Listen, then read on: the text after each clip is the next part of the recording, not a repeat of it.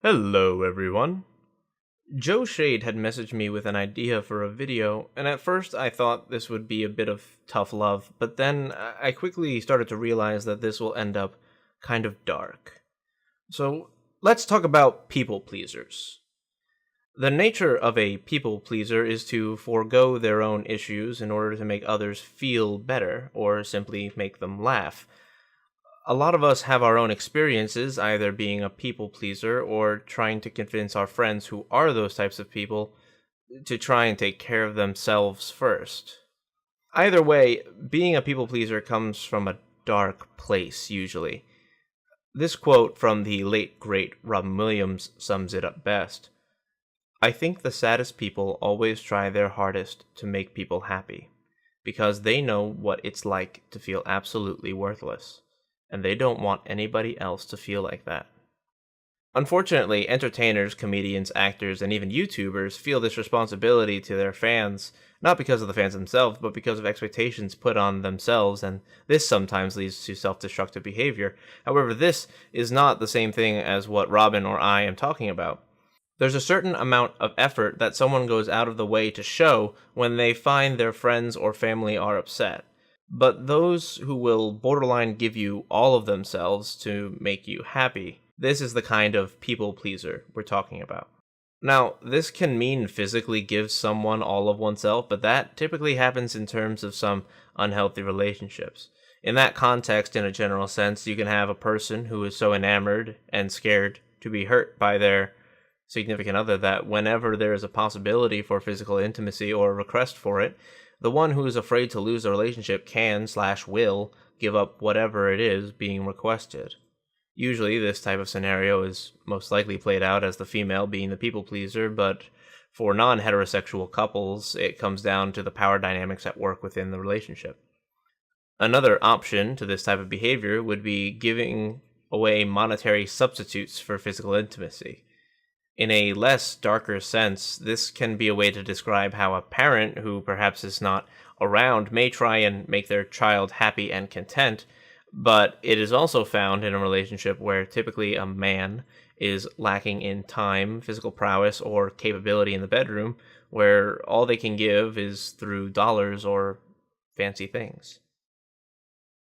Now, here's where things take a kind of darker turn, and I'm sorry in advance. Before I say what I'm going to say, let it be known that I do this so that you may better yourself. If you are one of those folks who is a people pleaser, you already know some of the things I have already said. If you yourself haven't been part of the limited examples I have given. However, this is likely true for most people pleasers. Time for some tough love. The reason why some of these folks become people pleasers is because they find themselves lacking in some way. Maybe it's looks. Maybe you don't look like the prettiest girl in school. Maybe you don't drive what others at your job do. Maybe you're not as muscular as you would like to be. Whatever the reason, you feel as if you are not worth the effort.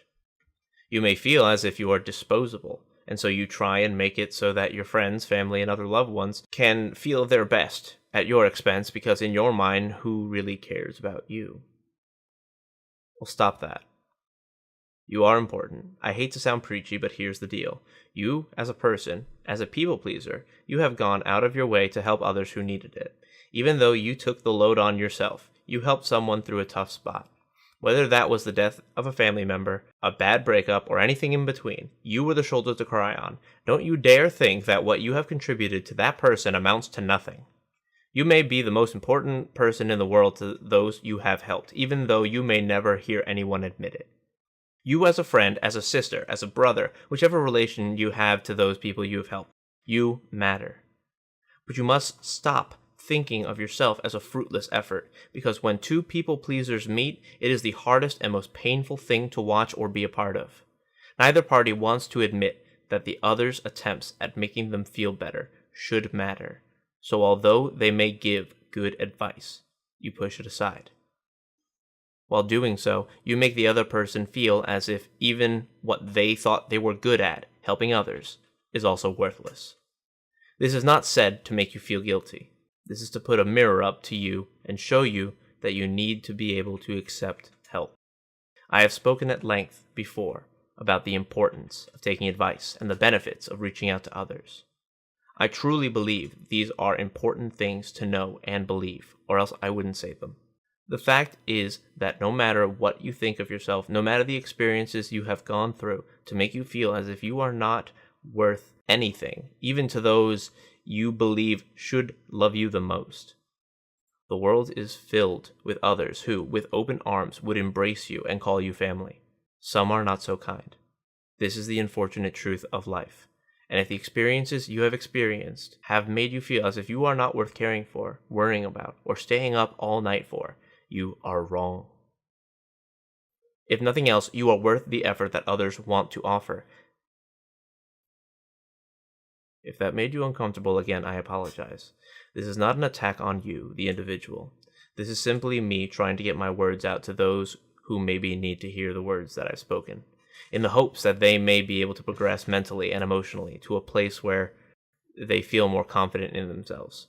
If you don't identify with this kind of people-pleaser mentality that I've described, perhaps you know someone who does, and maybe you want to share this video with those in your life who are people-pleasers.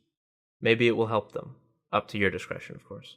In closing, I want to say being a people-pleaser is not wrong. It is neither wrong to want to help your friends, nor is it wrong to put forth sometimes extreme effort into making sure your friend who is down can be happy again.